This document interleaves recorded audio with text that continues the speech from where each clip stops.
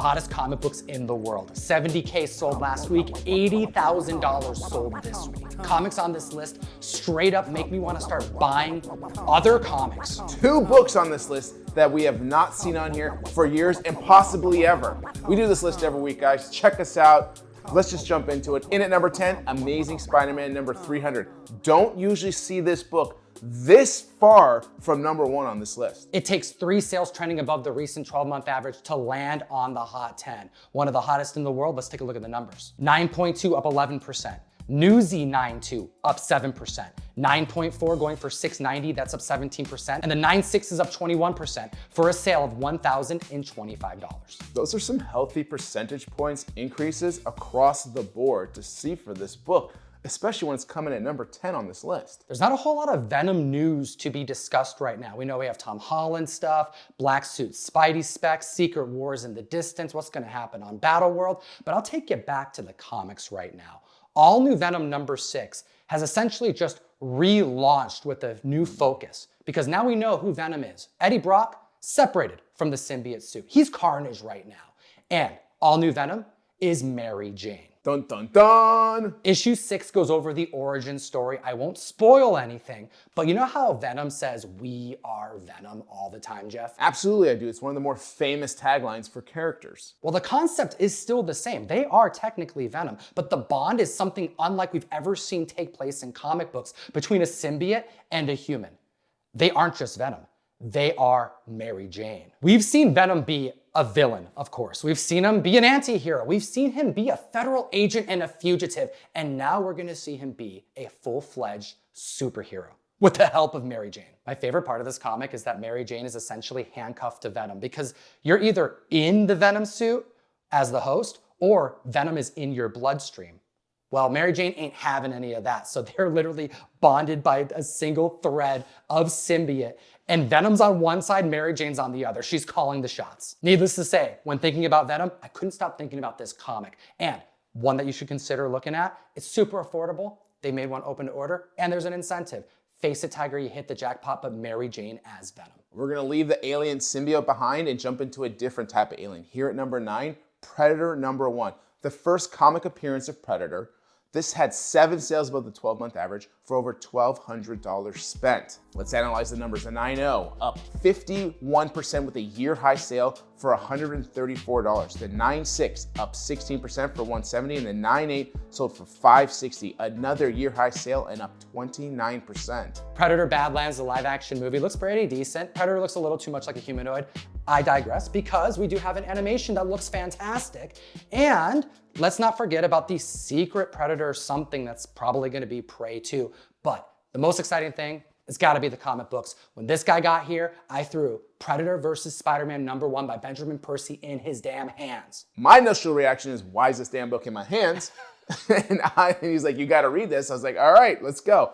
And I gotta tell you, first off, the cover is captivating. I have 2 names I'm gonna butcher here. The cover artist, Paulo Siqueira, and the interior artist, which is Marcelo Ferreira. I'm guessing that's how you pronounce it. I think he's close. I think I'm close too. And you need to get close to this book because the interior art was very striking for multiple reasons.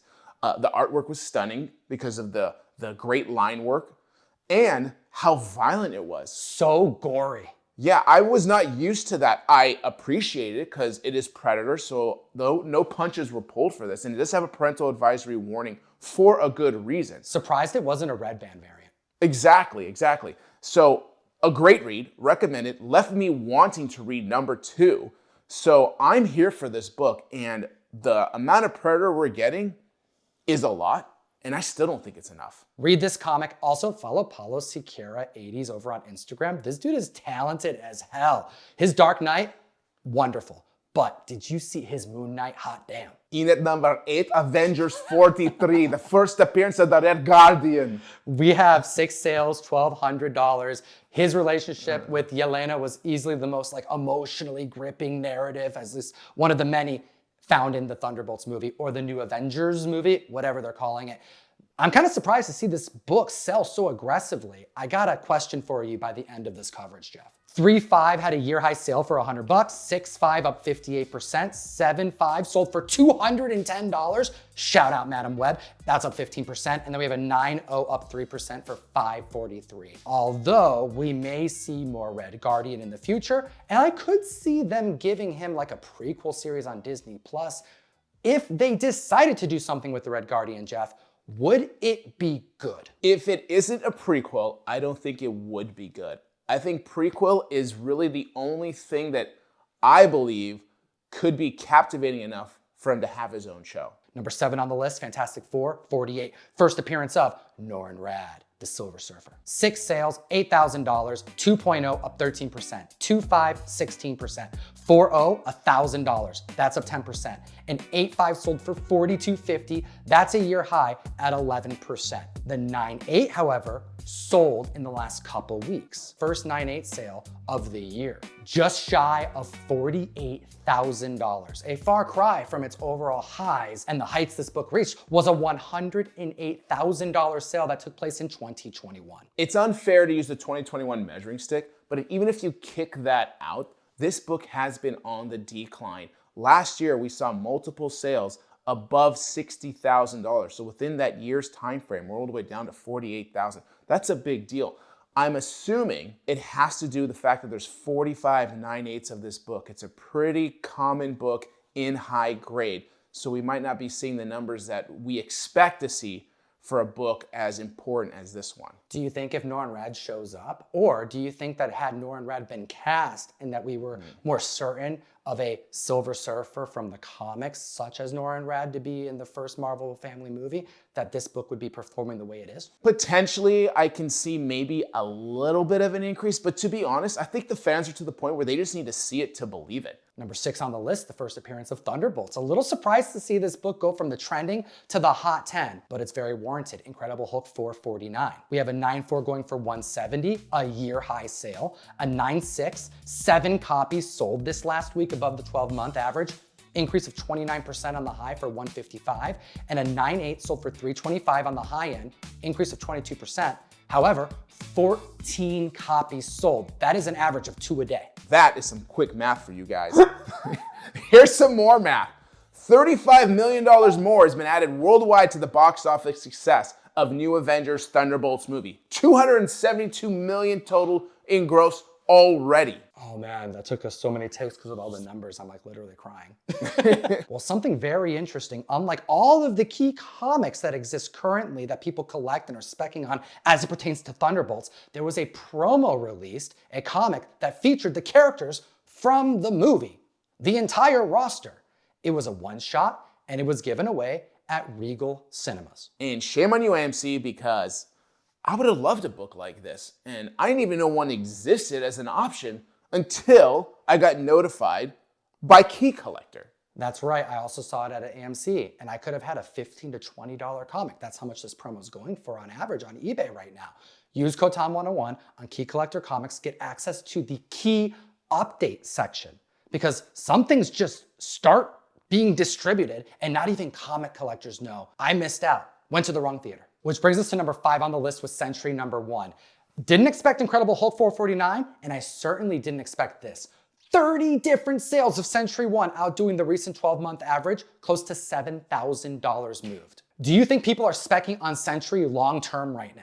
I mean, with 30 sales, almost $7,000 spent, I don't know how you don't assume or associate that type of investment and interest as in not something that the community is trying to invest in. 9.8, 13 copies outdid the 12-month average, the highest for an increase of 31% for $380. The San Diego Comic-Con variant at a 9.8 sold for a height of $258. That's a year high, up 29%, and 5 copies outdid the 12-month average. Typically, characters like this that get featured in a movie start to see a decline after the premiere. We're 2 weeks out, and it's still going strong, landing midway on the hot 10. I'm gonna tell you something that's interesting, because I actually had multiple people reach out to me and ask me, are these actual characters in comic books?